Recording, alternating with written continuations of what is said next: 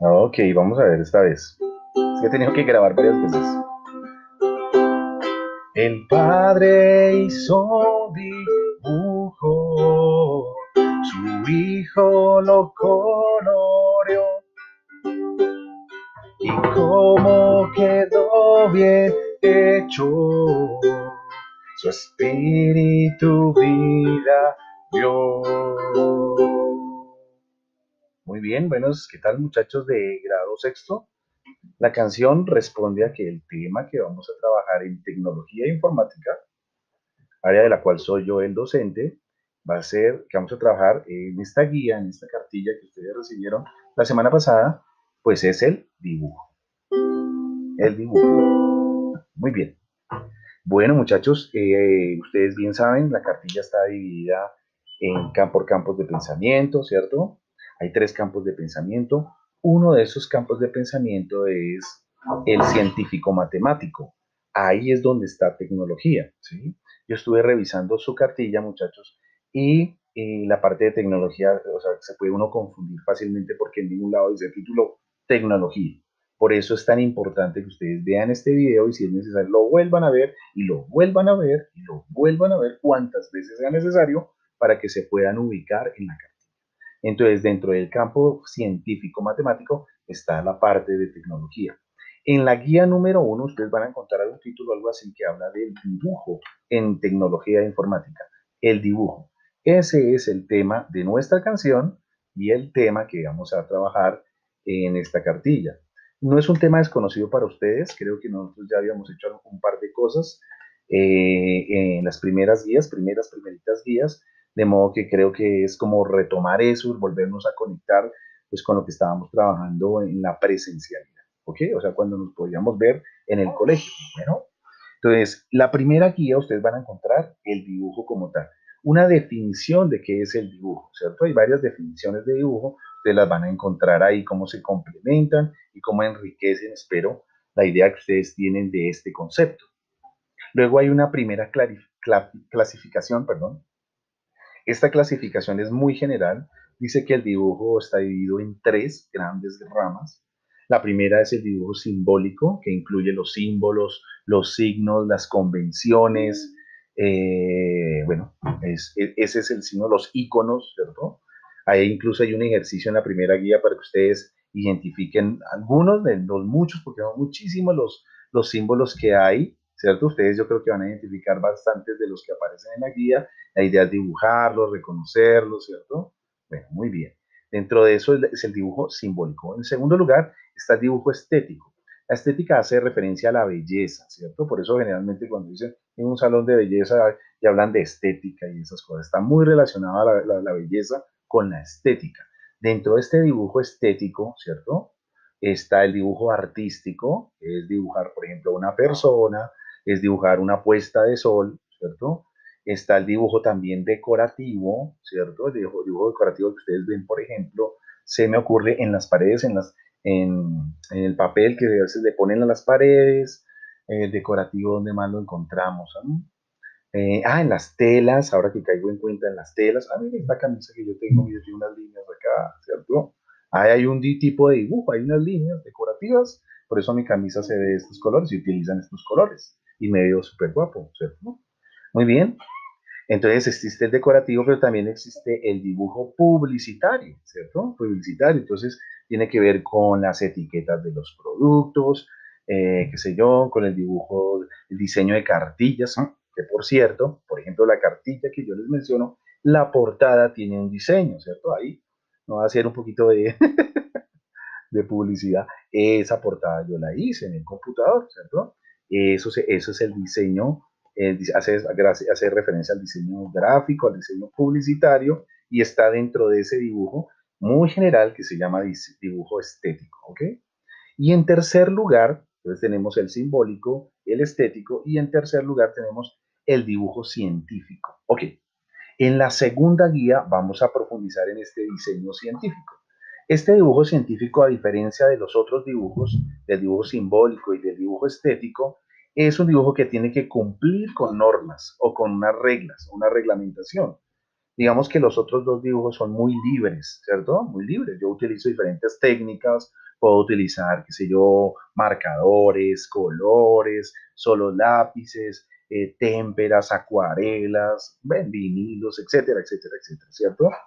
No. En el caso de este dibujo científico, no es tan libre. Este dibujo científico tiene unas exigencias. Dentro de este dibujo científico reconocen al menos tres tipos de dibujo. El primer dibujo es el dibujo geométrico. Ustedes ya hicieron algunos dibujos geométricos con la primera guía de tecnología que trabajamos, las primeras, ¿cierto? Ustedes dibujaron, si mal no recuerdo, unos polígonos regulares muy sencillos, el triángulo, el cuadrado, el pentágono, el hexágono, incluso con algunos de ellos tuvieron que recurrir los que pudieron a internet para saber cómo se construían estas figuras geométricas. Ese dibujo geométrico, fíjese que necesita conocimiento, requiere exigencia, hay unas exigencias que hay que cumplir para poderse hacer. Bueno, afortunadamente ya tuvimos al menos un pequeño, ¿cómo se llama? Una pequeña experiencia al menos con ese dibujo biométrico que ojalá la podamos ampliar. También está dentro de ese dibujo científico el dibujo geodésico, que básicamente para hacerlo muy sencillo, muy comprensible, es el dibujo de mapas, ¿cierto? Es bien complejo, puede llegar a ser más complejo de lo que imaginamos, pero por ahora, con que entendamos eso que ese dibujo geodésico hace referencia a los mapas, pues ya creo que puede ser un buen comienzo. Y está también el dibujo que se llama técnico, ¿sí? Que a veces se confunde con el geométrico. El dibujo técnico, bueno, tiene que ver cuando, se utiliza mucho cuando yo voy a construir algo, un objeto, ¿cierto? O por ejemplo una casa, un arquitecto, un ingeniero, ¿cierto? Un puente, se requiere el dibujo técnico, ¿sí? El dibujo técnico implica tomar medidas, cuánto mide aquí y acá, este círculo tiene un diámetro de tanto, la profundidad de tanto, cuánto mide esto de acá, dónde está ubicado el cable, el volumen, a qué distancia, cuánto mide esta ruedita acá para el volumen, etcétera. Y entonces yo lo plasmo en el dibujo, ¿cierto? Estos dibujos técnicos generalmente están muy relacionados con la producción, ¿cierto? Cuando ya va a producir un objeto cualquiera que sea, ¿cierto? Bueno, muy bien. Entonces, en esta guía, segunda guía, pues vamos a hablar de esos dibujos científicos. En la tercera guía vamos a hablar sobre los instrumentos de dibujo, ¿sí? Inicialmente hablamos de términos muy generales del puesto del trabajo. El puesto de trabajo básicamente es la superficie sobre la cual o el espacio en el cual yo voy a trabajar mi dibujo, ¿sí? Ahí hay dos dibujitos o dos fotografías a un lado de la hoja y ustedes van a ver ahí una mesa de dibujo y un caballete. Les cuento que yo alguna vez tuve una mesa de dibujo, que por cierto, ahora que lo recuerdo, eh, la vendí muy barata, ¿verdad? Tenía que salir de ella, pero una mesa de dibujo es algo muy chévere. Una mesa de dibujo no es una mesa común y corriente, está hecha en madera, ¿cierto? Pero en su estructura de soporte, digamos, las patas, entre comillas, ¿cierto? Me permiten inclinar la mesa, ¿cierto? Dejarla totalmente horizontal, como quizá tengo esta superficie aquí, sobre la cual tengo este computador, pero yo puedo inclinarla, balancear, y la superficie me puede quedar casi vertical, de tal manera que yo pudiera dibujar casi como si tuviera un tablero, ¿cierto? Muy bien. Ahora, otra característica que tienen estas mesas de dibujo es que no tienen una superficie, como digo yo, de madera, sino que es un vidrio casi translúcido, ¿cierto? Debajo de ese vidrio hay una caja en madera, está hecha hay una caja en madera y dentro de esa caja hay unas bombillas de luz, de esas largas que teníamos en el salón de clase, ¿recuerdan? De esas largas. Entonces yo puedo conectarla, prender la luz, ¿sí? Y se ilumina la mesa. Eso es bárbaro, ¿sí? Pero no es como decorativo. No, no, no. El efecto de eso es para que yo pueda calcar. El mismo efecto que uno consigue cuando, por ejemplo, tiene un dibujo y lo pone en la ventana cuando hay harto sol afuera y yo pongo una hoja sobre la cual la quiero hacer calcar tal cual el dibujo, entonces me permite ver casi translúcido el dibujo y poderlo calcar fácilmente. Bueno, el efecto es el mismo en una mesa de dibujo, pero una mesa de dibujo no es diseñada solamente para eso, ¿no? Es amplia, ¿cierto? Tiene creo que más o menos 1,20 m, tiene 1,20 m más o menos de largo y de ancha más o menos unos 90 centímetros, ¿cierto? Para que quepa un pliego de cartulina, ¿cierto? Un pliego de papel que uno vaya a utilizar y pueda trabajar sobre eso, ¿cierto? Bueno, esa es una mesa de dibujo, eso es una belleza. Yo alguna vez de verdad tuve una cuando estuve en la universidad y como les dije, la regalé, pero tenía que salir de ella, la vendí como en 15.000 pesos. Una mesa de esas puede costar, hoy en día yo me imagino que unos 250.000 pesitos por ahí, barato, una mesita de dibujo. Claro que casi ya no se utilizan, muchachos, porque hoy en día se utiliza muchísimo el computador. En alguna ocasión en el colegio hubo un programa que se llama AutoCAD en los computadores y pudimos aprender un poquito de dibujo técnico ya directamente en el computador, que es como se hace hoy en día. Ya hoy en día yo creo que muy pocas personas utilizan una mesa de dibujo y hacen los planos. Ya lo hace todo eso, o sea, lo hace el computador y lo hace con mayor precisión que lo que uno pudiera hacerlo con sus instrumentos y eso. Sin embargo, pues no, sirve muchísimo, sirve mucho aprender a utilizar estas herramientas de dibujo, ¿cierto? Bueno, muy bien. También está el caballete. El caballete sí es para el dibujo artístico, ¿cierto? Yo he visto un par de películas. En este momento no recuerdo exactamente los títulos de esas películas, pero son muy lindas donde aparece de pronto alguien con su caballete dibujando. Es muy hermoso, ¿cierto? Es muy, algo muy romántico, ¿sí? Muy bien, entonces el caballete, la mesa de dibujo, y después dentro de estos instrumentos de dibujo vamos a ver básicamente dos, la regla T y las escuadras. Ahí explica una por una cuál es la regla T, para qué sirve, y las escuadras, cuáles son sus dimensiones, sus ángulos, ¿cierto? Ustedes probablemente en su casa, algunos de ustedes podrán tener de pronto una regla T y algunas escuadras, entonces sabrán de qué estamos hablando cuando miren esa tercera guía. Y por último, en la cuarta guía, el uso de los instrumentos. Los instrumentos siempre hay que calibrarlos, casi cualquier tipo de instrumento. Miren, este instrumento musical que les interpreté al inicio del video, ¿cierto? Fue intencional. Era para que me escucharan cantar también y de pronto me dijeran que qué lindo canto, por supuesto, pero también porque tenía que ver con lo que estamos hablando. Mire, los instrumentos se calibran. En el caso de los instrumentos musicales, por ejemplo, este que es de cuerda, este es un ukelele, tiene acá sus clavijas y ahí su clavijero. Yo tengo que darle la tensión correcta a cada cuerda para que esté afinado, de lo contrario está desafinado y no nos sirve, ¿cierto? Lo mismo los instrumentos, casi todos los instrumentos, la gran parte de los instrumentos, hay que calibrarlos para que puedan ser útiles para lo que se diseñaron, sea para medir, para cortar, para lo que sea, ¿cierto? Esos instrumentos para dibujar, hay que, digamos, calibrarlos. Muy bien.